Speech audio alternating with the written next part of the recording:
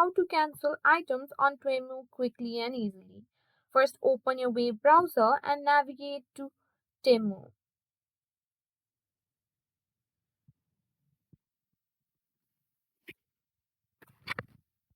Now, log into your Temu account using a credential if you're not logged in. Click on the login button and enter your username and password.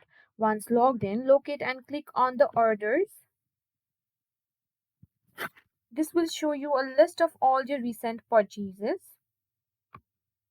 Now identify the order containing the items you want to cancel. Click in that order to open the details.